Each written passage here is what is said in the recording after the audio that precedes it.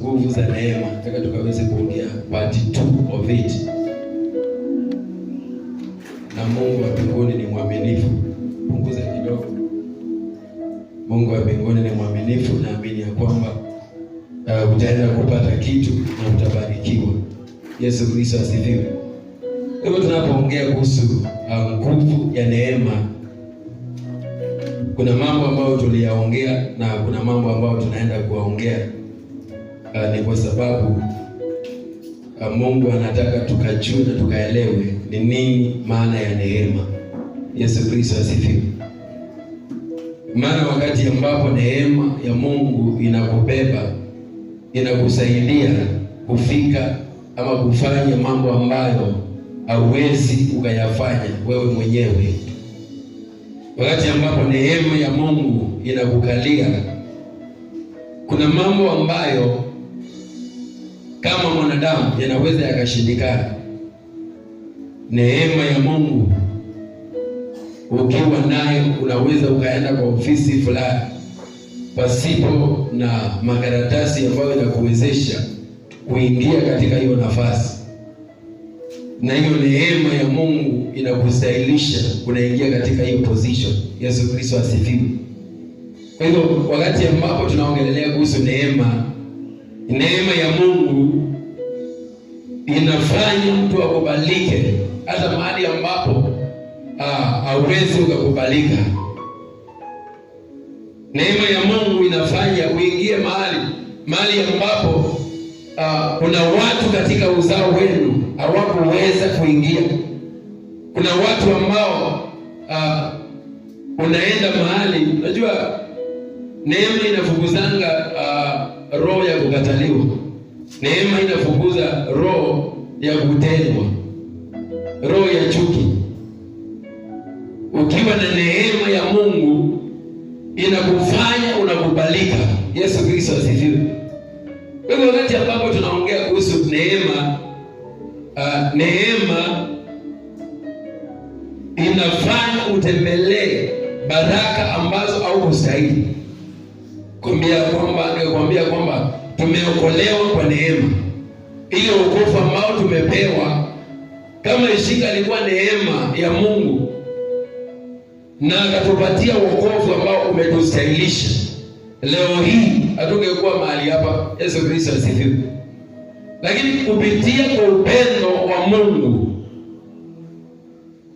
neno la Mungu linasema kitabu cha Yohana 3:16 ya kwamba kwa jinsi hii Mungu aliupenda ulimwengu hata akamtoa mwanawe wa pekee, ili yule anayemwamini asipotee bali akawe na uzima wa milele. Kwa hivyo upendo ambao Mungu alipenda ulimwengu ni kwa sababu ya neema. Mahali ambapo kuna neema kuna upendo. Yesu Kristo asifiwe. Maana kama upendo haupo, kumaanisha kwamba ile neema itakuwa haijakamilika. Yesu Kristo asifiwe.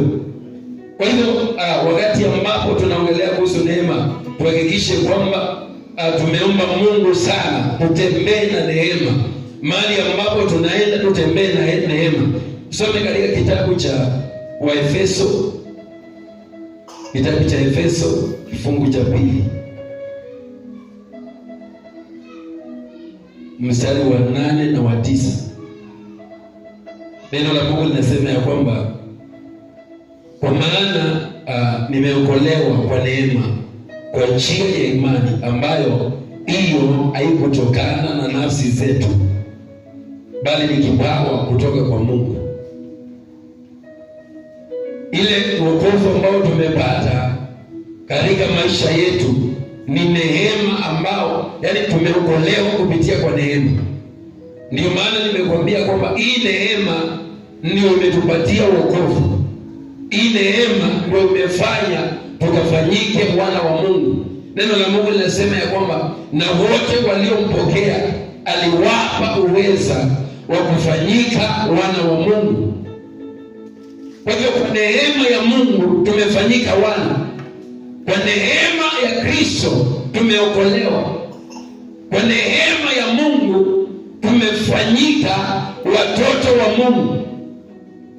Kufanyika watoto wa Mungu, naambiaga kuna watu wa Mungu na kuna watoto wa Mungu. Shetani anafanyanga anakuanga tu na wafuasi. Lakini wale ambao wamepata neema wanafanyika wana. Na wakishafanyika wana ndio wanakula matunda ambayo mwana anastahili kwa baba yake. Yesu Kristo asifiwe. Amen. Kwa hiyo ukiwa na neema, kama uliokolewa kwa neema, basi ambia Mungu akusaidie kila wakati, ili neema ambayo utatembelea nayo ikusaidie kuendelea na wokovu. Yesu Kristo asifiwe. Maana wakati ambapo neema inakuondokea, basi safari ya wokovu inaanza kuwa ngumu. Unaanza kuchoka, unaanza kukata tamaa. Neema ikikuondokea, unaanza kuchoka katika hii safari. Yesu Kristo asifiwe. Lakini neema ya Mungu ile ambayo imetupatia wokovu ikiwa ndani yako, utaendelea na mbele. Biblia inasema ya kwamba na watakaovumilia hadi siku ya mwisho wataokoka. Yesu Kristo asifiwe. Kumaanisha kwamba basi kama neema ya Kristo itatuondokea katika hii safari, huenda tukashindwa na kufika mwisho. Kama neema itakuondokea, utapatwa na matatizo njiani. Kama neema ya Mungu itakuondokea katika hii safari, basi utaanza kushawishika na wale watu ambao hawajaokoka. Useme laiti ningekuwa kama yule, kwa sababu hii wokovu kuna vile ambavyo imenifungia. Ndio Biblia inasema ya kwamba njooni kwangu nyinyi mliolemewa na mizigo mizito, nami Mungu nitawapumzisha. Na anasema na mimi nitawafunga na nira yangu ambayo ni nyepesi. Kwa hivyo ili kukaa katika ile nira ya Kristo ambayo ni nyepesi, tunahitaji neema ya Mungu iendelee kutusaidia kufuata sheria za Mungu. Yesu Kristo asifiwe. Lakini neema ya Mungu ikikuondokea, ndio utafungua macho vizuri, uangalie uone wale watu wengine ndio wanastareheka sana kukuliko. Yesu Kristo asifiwe. Na ukiona wanastareheka sana, basi inakufanya ukimbilie hizo njia zao, ukimbilie, uchoshwe. Ukiona mtu wa kanisa unajificha. Yesu Kristo asifiwe. Biblia inasema ya kwamba mtu muovu ukimbia pasipo kufuatwa ama kukimbizwa. Neema ikiondokea mtu, unapatana na mtu mahali akiona kuna shortcut hapo, kabla hamjapatana anaingililia hapo. Yesu Kristo asifiwe. Lakini ukiwa na neema unakuwa na ujasiri. Biblia inasema mwenye haki ni mjasiri kama simba. Kwa hivyo watu wa Mungu tunahitaji neema ya Mungu ienende pamoja nasi. Yesu Kristo asifiwe. Fungua katika kitabu cha 2 Peter chapter 3 verse 18. Neno la Mungu linasema namna gani? Neno la Mungu linasema hivi: lakini kuweni katika neema na katika kumjua Bwana wetu na Mwokozi Yesu Kristo. Utukufu una yeye sasa na hata milele.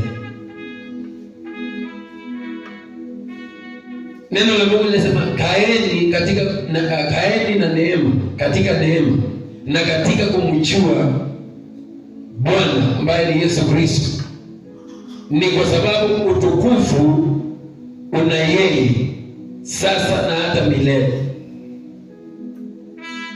Neema inatufanya tuendelee kumjua Mungu zaidi. Na ukiwa na neema na umjue Mungu hata zaidi, inakufanya ile utukufu wa Mungu. Biblia inasema ya kwamba kila jambo linafanyikanga ili utukufu umrudie Mungu. Yesu Kristo asifiwe. Ukiwa na neema ya Mungu, yale mambo ambayo unayafanya yanampendeza Mungu na utukufu unamrudia Mungu. Yesu Kristo asifiwe. Ukiwa na neema, unakaa katika uwepo wa Mungu kila wakati. Ndio maana wakati ambapo tunaingia katika ibada, tunaomba Mungu sana, neema ya Mungu itutoshe. Unaambia Mungu katika ibada, neema ionekane, itoshe. Kwa familia yangu neema itoshe. Tukikaa katika neema ya Mungu na tukiendelea kumjua Mungu, ya kila jambo ambalo tunalifanya linatuweka ina comfort. Yesu Kristo asifiwe. Neema inaondoanga stress.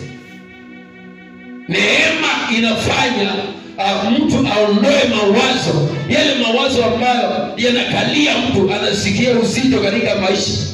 Wakati ambapo neema ya Mungu inakuwa ndani yako, inakulevel up. Yesu Kristo asifiwe. Yaani unakaa na amani. Neema inaleta amani katika moyo wa mwanadamu. Yesu Kristo asifiwe. Wewe kama Mungu amekupatia neema, na wewe pambana zaidi, uendelee kumjua Mungu. Amen. Pambana zaidi, uendelee kumuelewa Mungu. Ujue ni nini ambacho Mungu anapenda. Ujue ni nini ambacho Mungu anataka ufanye.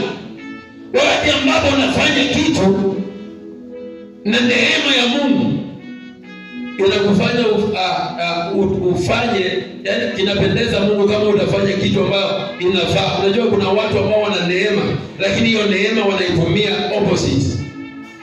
Hawaitumii vile ambavyo Mungu anataka. Yesu Kristo asifiwe.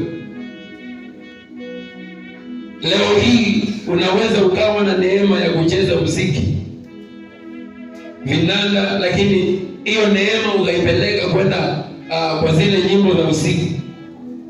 Yesu Kristo asifiwe. Unapata kuna neema ya Mungu ambayo amekupatia, lakini unaitumia mahali ambapo sio sahihi. Yesu Kristo asifiwe.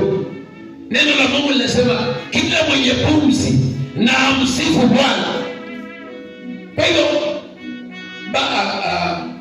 vile ambavyo umepewa uhai, umepewa pumzi na umeongezewa neema. Kwa hivyo ile neema unapaswa uitumie katika kufanya mambo ambayo yanamfurahisha Mungu. Patikana ukicheza kinanda kanisani. Cheza mahali ambapo Mungu anainuliwa. Icheze mahali ambapo Mungu anatukuzwa. Amen. Na hiyo wakati ambapo unapeleka kusema, watu wengine wanasemanga kwamba mahali ambapo kunalipwa vizuri ni hiyo kwa dance. Sina itakuwa aje hiyo secular. Yes. Yesu Kristo asifiwe. Siku nyingine nikiwa kanisani, mtu akaniambia kuna mahali ambapo kuna hitajika mtu akinana na analipwa 40K. Awaza hiyo mtu ananikuchia wakati ambapo mfuko haina kitu. Yesu Kristo asifiwe. Lakini nikakumbuka kwamba neema ambayo nimepatiwa sijui, lakini hiyo neema kidogo ambayo Mungu amenipatia na ameniposition katika kanisa fulani niicheze, siwezi nikawaacha hapo wakihangaika wakipiga makofi nikikimbilia tamaa yangu. Yesu Kristo asifiwe. Kwa hiyo Mungu anaangalia vile ambavyo ile neema ambayo amekupatia unaitumia namna gani. Kama utafanya kitu ambacho kinamfurahisha Mungu, basi inakuletea matunda. Amen. Haleluya. Lakini wakati ambapo tuseme mtu amebebwa na tamaa ya fedha, ameondoka, ameacha, umetuacha hapa tunapiga makofi na kupigia simu uchukui maana kwa sababu hutaki interference. Nataka nikwambie hiyo neema utaipeleka pale, lakini kuna njia ambazo zitafungwa. Yesu Kristo asifiwe. Amen. Kwa hivyo fanya kile kitu ambacho kinapendeza Mungu. Na ukijua Mungu zaidi pamoja na neema ile ambayo Mungu amekupatia, basi chochote ambacho hautakubali kushawishiwa na ile neema ambayo Mungu amekupatia haitakushawishi kuipeleka in the wrong direction. Yesu Kristo asifiwe. Amen. Hebrews chapter 4. Hebrews chapter 4 verse number 16. Neno la Mungu linasema ya kwamba basi na tukikaribie kiti cha neema kwa ujasiri, ili tupewe rehema na kupata neema kutusaidia wakati mahitaji. Yesu Kristo asifiwe. Neno la Mungu linasema tukaribie kiti cha neema kwa ujasiri. Amen. Na nikwambie kitu uelewe siku ya leo kwamba kuna watu hawajuangi. Unaona vile ambavyo Mungu amekuaminia ama amekudhaminia kuwa katika madhabahu haya. Kuna ile neema ambayo iko katika nyumba hii.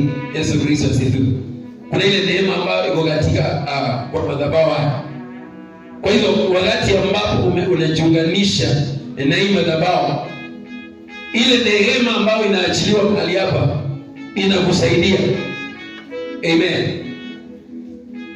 Ndio maana unaona wakati ambapo tuseme mtu ameondoka karibu na ile neema, kuna kitu nataka nikuonyeshe. Wakati ambapo neema, tunasemanga the grace of the Lord is sufficient.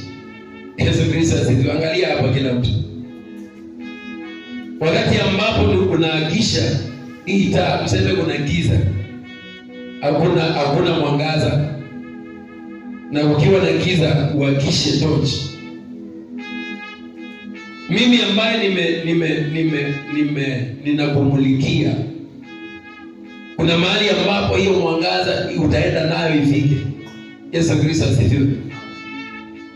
Mahali ambapo itafika, ukienda beyond that light, hapo mbele kutakuwa na giza. So kumaanisha uwezo wa hii light, mahali ambapo utafika, hapo ndio mwisho. Beyond itakuwa ni giza. Yesu Kristo asifiwe. Kwa hivyo neno la Mungu linasema karibieni katika kiti cha neema kwa ujasiri. Vile ambavyo Mungu amekudhaminia kukuwa mahali hapo, ile neema ambayo inatembea Jesus Solution Temple, mahali ulipo inakumulikia. Yesu Kristo asifiwe. Na ndio maana kile hitaji lako ambalo uko nalo, wakati ambapo unaipresent mbele za Mungu, ile neema ambayo inafanya kazi katika hayo madhabahu inakutetea. Amen. Na kwa sababu uko chini ya uvuli wa ile neema, ndio maana neno la Mungu linasema karibia kile kiti cha neema kwa ujasiri, maana you are the partaker of the blessing of that grace. Amen. Lakini wakati ambapo umeenda nyuma ama mbali na ile neema, ni kumaanisha kwamba umejiwekea limitation. Yesu Kristo asifiwe. Unaweza ukawa mwimbaji unaimba, ukikuja hapo unaimba, neema ya Kristo inashuka vizuri sana kwa sababu ya ile neema ambayo inatembea hapa. Lakini the moment unatoka pale nje na unasema kwanza, yani wewe unaongea tu kitu, unasema mimi hata sikuja yani unaongea tu mbaya. Hata mimi ndio nachoanga kuimba, hata mimi ndio nachoanga kila kitu. The moment umesema hivyo na umeondoka, yani ile neema inakuondokea. Yesu Kristo asifiwe. Ndio utaenda uimbe mahali pengine uwaitishe maji. Ukisema niko ndani kwa mnaweza kuwa na maji munisaidie. Maana ile neema imeondoka. Yesu Kristo asifiwe. Lakini wale ambao bado wako chini ya ile neema, neno la Mungu linasema ya kwamba wewe ambao umeingia, wewe ambao hujaogopa mvua leo na Mungu amekuwezesha kuingia katika nyumba ya Bwana, nataka nikuambie ya kwamba kile kitu ambacho hitaji ya moyo wako, huo unaikabidhi mbele za Bwana kwa ujasiri, pasipo kuogopa. Yesu Kristo asifiwe. Maana hii neema ambayo Mungu ameiachilia mahali hapa, iko hapa ikutetee. Hii neema iko hapa ifanye kile ambacho unahitaji. Hii neema Mungu ameiachilia mahali hapa, neema ya uponyaji. Kwa hiyo ukiingia mahali hapa na hitaji lako ni uponyaji, karibia na ujasiri, maana hiyo neema iko pale ikutetee. Yesu Kristo asifiwe. Kwa hivyo the grace is sufficient. Itumie vile ambavyo inafaa. Yesu Kristo asifiwe. Baadhi ambapo unaingia, unajua neema ya Mungu, sema kama hapa kanisani, hiyo neema for you to be a partaker, you must believe. Yesu Kristo asifiwe. Ukishaamini kwamba yule Mungu ambaye anafanya kazi katika madhabahu haya atanitetea, ile neema ambayo iko mahali pale itanitetea. Mungu ni mwaminifu, atahakikisha kwamba imefanya kazi katika maisha yako. Yesu Kristo asifiwe. Ndio maana neno la Mungu linasema ya kwamba tukaribie kiti cha neema kwa ujasiri ili tupewe neema. Karibia kiti cha neema kwa ujasiri ili upokee kile ambacho unahitaji. Yesu Kristo asifiwe. Amen. Kwa hivyo Mungu akuondolee ile roho inakuanga ya uoga. Yaani unatembea kanisani lakini uko na kusema ni double minded person. Unajiuliza Mungu anaweza akatenda kweli? Unaanza kukumbuka mahali pengine uliombewa. Unauliza, niliombewa mahali fulani nitapona kweli? Nimeekelewa mikono mara mingi, kweli Mungu atafungua opportunity? Nimefunga sana lakini kuna mambo ambayo hayajatendeka. Hiyo ni imani potofu. Yesu Kristo asifiwe. Ukiingia katika nyumba ya Bwana, hata ukiingia tu hivi unaambia Mungu ninakushukuru, ni kwa sababu ile neema ambayo inafanya kazi mahali hapa, ninajua ya kwamba itanitetea. Kile ambacho ninahitaji ninaondoka nacho mahali hapa. Vile ambavyo nimeingia, Bwana wa majeshi, ninajua wengine wakipatana na hii neema, mimi ni mmoja wao. Hii neema ikifungulia wengine milango, hata mimi ni mmoja wao. Yesu Kristo asifiwe. Neno la Mungu linasema katika kitabu cha Isaya kwamba malango yangu yamefunguliwa milele, hayatafungwa mchana wala usiku. Kwa hivyo unaambia Mungu ya kwamba malango yangu yamefunguliwa, kwa hivyo niingie katika hayo malango kwa neema. Amen. Wakati ambapo unaamini kwamba ninatembea na neema ya Kristo, hiyo neema itakuketisha mahali ambapo kuna baraka zako. Hiyo neema inakuongoza, inakupeleka mahali ambapo ni hatima yako. Amen. Kwa yule mtu ambaye ako na ujasiri, somebody without a doubt, come closer to that grace of the Lord because it is sufficient. Yesu Kristo asifiwe. Acha nikwambie, mwimbaji alimba akasema haijawa rahisi kufika mahali tumefika. It is true. Vile ambavyo neema ya Mungu inakubeba, yani wewe ukiamka tu upate uko mzima, upate uko sawa, neema ya Mungu, shukuru Mungu. Yesu Kristo asifiwe. Maana neema, unaona mtu yule mtu ambaye ana neema ya Mungu, mtu anaweza amka ndio ako sawa lakini mikosi inaandamana na wewe. Yesu Kristo asifiwe. Kwa hivyo kulala kuamka ni neema. Kutoka mahali hapo kutembea, kuna mtu mwingine alikuwa ananiambia mimi ile kitu najua ni kwamba wale watu ambao wanafanya ajali ni wale watu wako kwa gari. Kwa hivyo mimi nikitembea na namba 11 siwezi nikapata ajali. Yesu Kristo asifiwe. hata wachana na yule mwenye anatembea. Unajua unaweza tembea gari uchukue huko kwa mtu amefungua M-Pesa yake, amekaa chini, anaendelea anangojea wateja hapo nje kwa M-Pesa.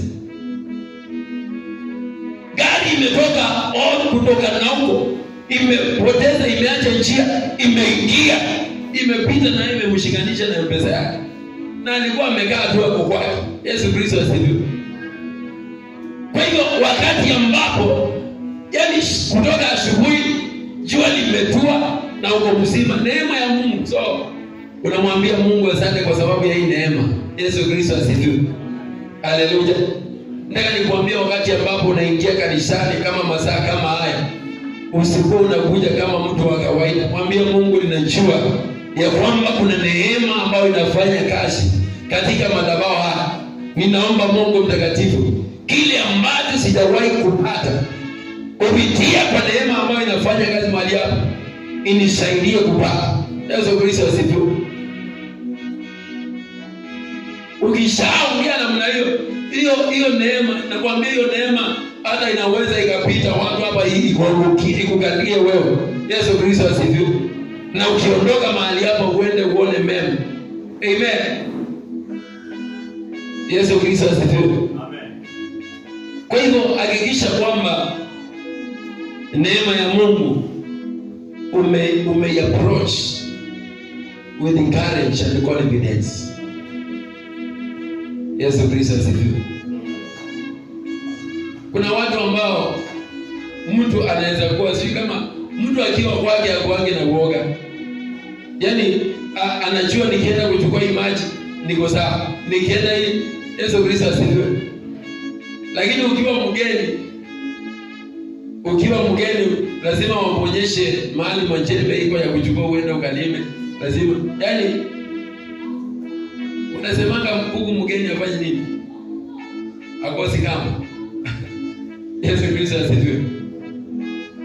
So na mimi nataka nikwambie namna gani wewe ambaye umeingia katika nyumba ya Bwana, kile ambacho neema ya Mungu inaachilia mahali hapo, believe, have confidence that grace will work upon your life.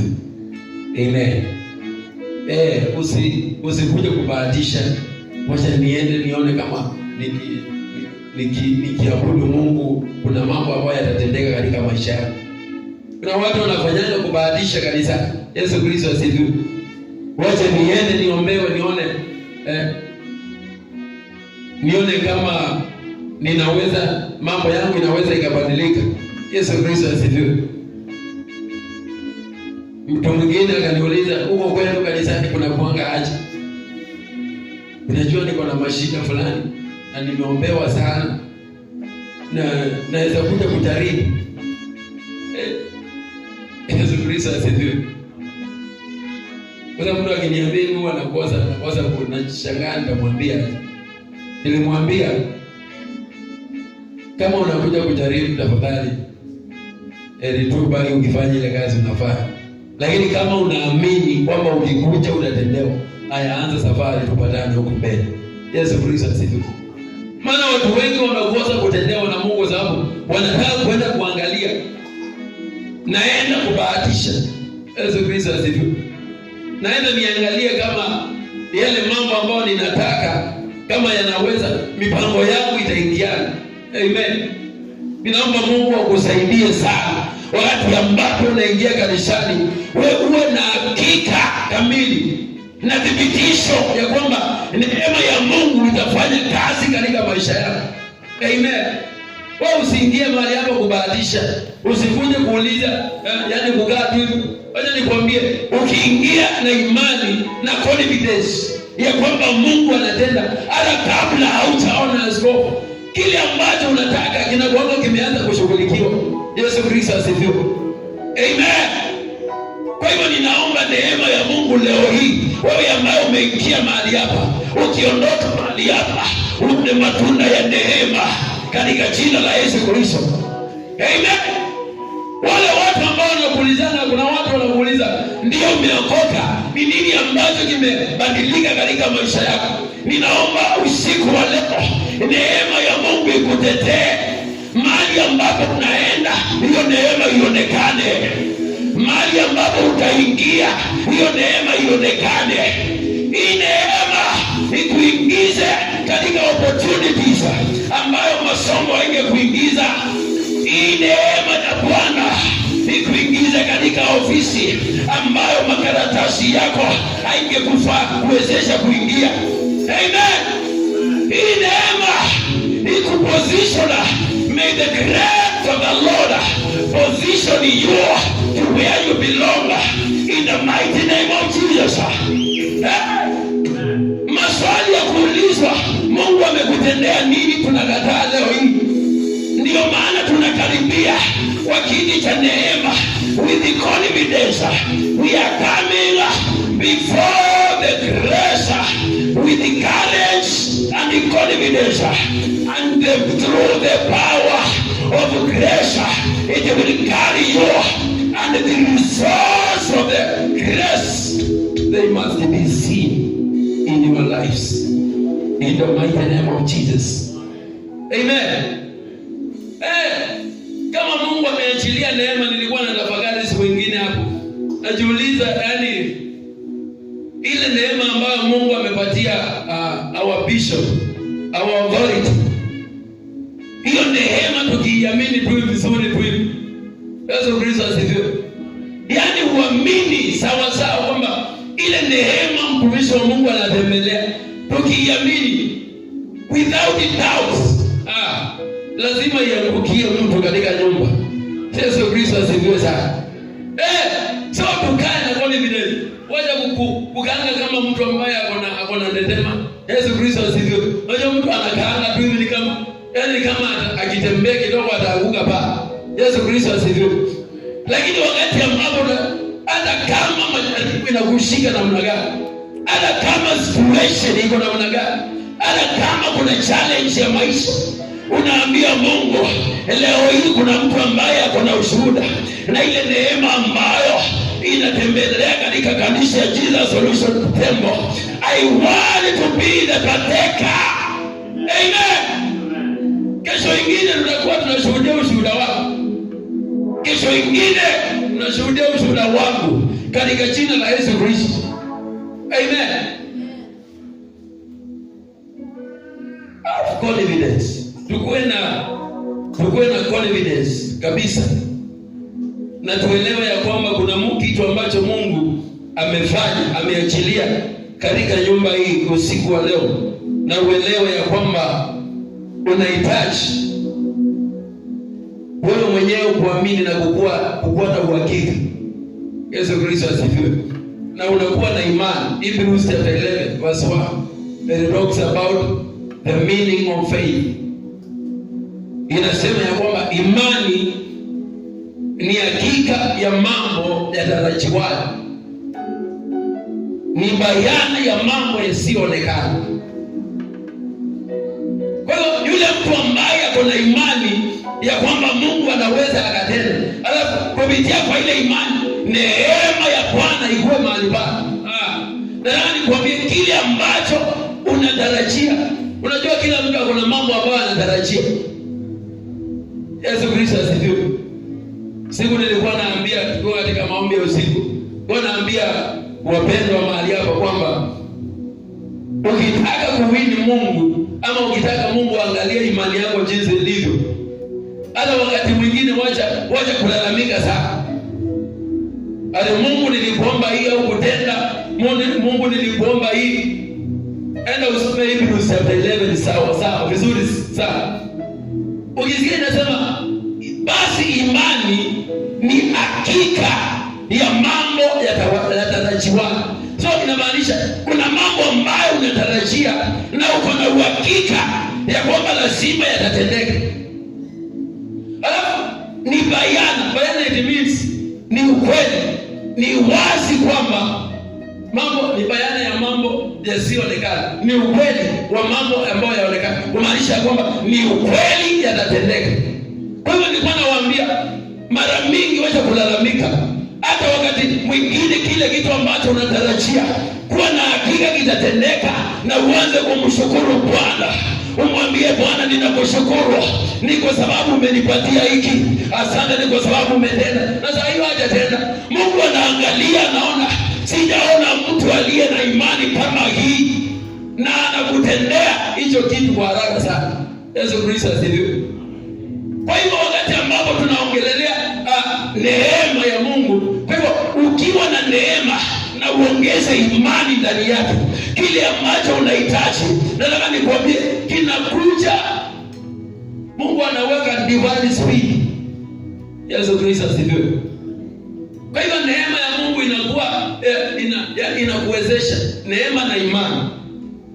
Imagine uko na neema alafu uko na imani. Unajua imani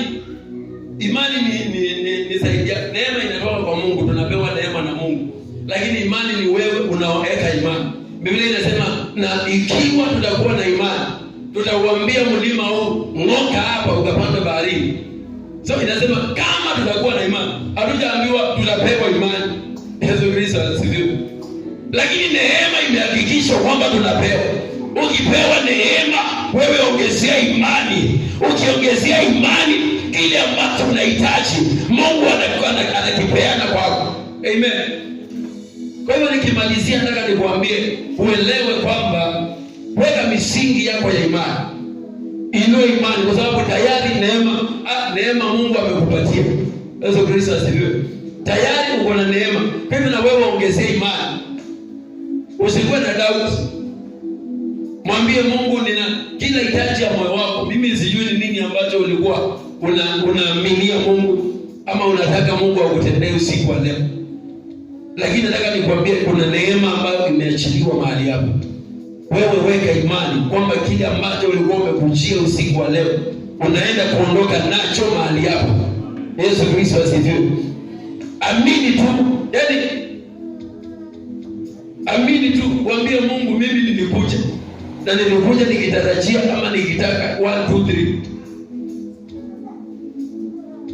Na kupitia kwa imani yako unaondoka na hicho mahali hapa katika jina la Yesu Kristo. Amen. Wakati mwingine ukiingia, wakati mwingine kuja kwa sababu ama purpose ya kushukuru Mungu kwa sababu ya neema. The more unashukuru Mungu kwa sababu ya neema, the more neema inaongezeka. Yesu Kristo asifiwe. Amen. Kwa sababu neema ina kuintroduce. Neema huwa ina kuintroduce mahali ambapo uweze ukafika. Kwa hivyo watu wa Mungu tupende neema sana. Yesu Kristo asifiwe. Twende na neema, tuhakikishe kwamba hiyo neema tunaitumia mahali ambapo inafaa.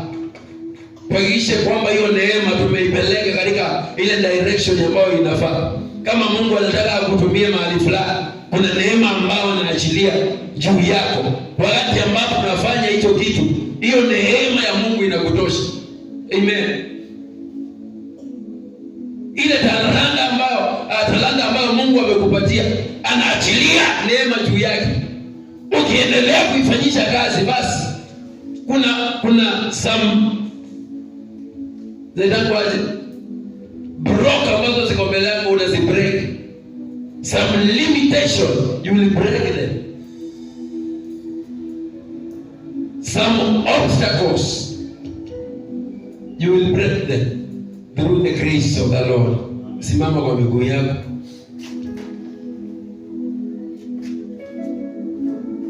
Leo dakika moja umwambie Bwana, ni asante kwa sababu ya neema. Neema ambayo Yesu Kristo ametupatia. Neema ambayo Mungu wa majeshi umeachilia katika madhabahu haya. Hii neema ninaomba Mungu mtakatifu, kila mmoja ambaye ameingia mahali hapa usiku wa leo, kulingana na haja ya mioyo yao, neema yako Mungu mtakatifu wacha ikawasaidie wakapate kile ambacho Mungu mtakatifu walikuwa wanatarajia. Neno lako limetuambia kwamba tukaribie katika kiti cha neema kwa ujasiri. Na tumekuja Bwana jioni ya leo katika ibada hii. Ninajua ya kwamba kila mmoja, Mungu mtakatifu, kuna kitu ambacho anatarajia kwako. Ninaomba neema inayofanya kazi katika madhabahu haya iwatendee sasa katika jina la Yesu Kristo. Neema ambayo Mungu mtakatifu inatembea katika kanisa hili, ninaomba hiyo neema Bwana wacha ikawa establish, ikawa introduce, ikawatambulishe mahali ambapo Bwana hawangeweza kufika, mahali ambapo Jehova hawangeweza kuenda. Ninaomba hii neema yako Bwana ikawasahilishe kazini, wakakubalike kupitia kwa neema yako, biashara zikawakubali. Nena na Mungu, mwambie Bwana Yesu, ninaomba neema. Mwambie Bwana Yesu tu neema yako kila mahali ambapo nitaenda. Kama wewe ni mfanyabiashara, ambia Mungu, neema yako ninahitaji katika biashara yangu. Neema yako ninahitaji katika huduma yangu. Neema yako ninahitaji kwa kila jambo ambalo ninalifanya. Ninaomba nikatembee na neema. Mahali ambapo nitaenda, Yesu Kristo, neema yako nikaenende nayo.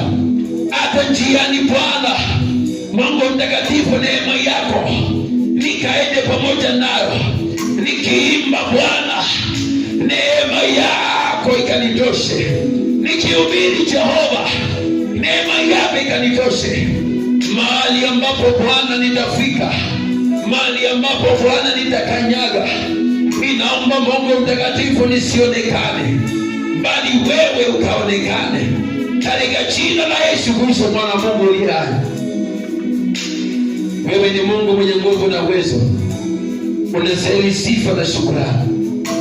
Tawala na utamalaki Jehova, ni kwa sababu unaweza na unatenda. Inua mikono yako, sema Bwana Yesu, ninakuomba jioni ya leo,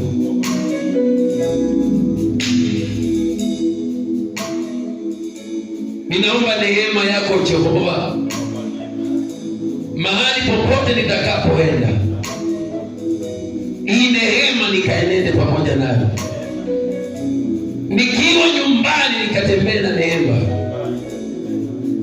niingiapo nikatembee na neema, hata nitokapo nitoke na neema. Katika kila kazi ambayo Bwana umenipatia, ninaomba neema yako ikanitoshe.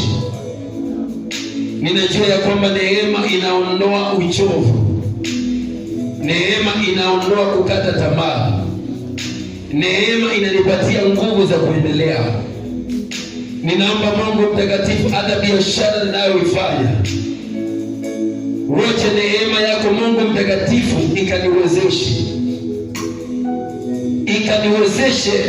biashara yangu kutambulika, biashara yangu ikapanuke, kazi yangu ikapanuke, huduma yangu ikapanuke, familia yangu ikapanuke, katika jina la Yesu Kristo mwana wa Mungu aliye hai. Asante Jehova, ni kwa sababu ya kila mmoja mahali hapa Bwana. Ninaomba hii neema Mungu Israeli ambayo inafanya kazi kwa watumishi wako Jehova, ambayo inafanya kazi Mungu Israeli, hii neema ambayo inaponya, hii neema ambayo inafungulisha, hii neema ambayo Bwana inakomboa, inafanya mambo ambayo sisi kama wanadamu hatukutarajia.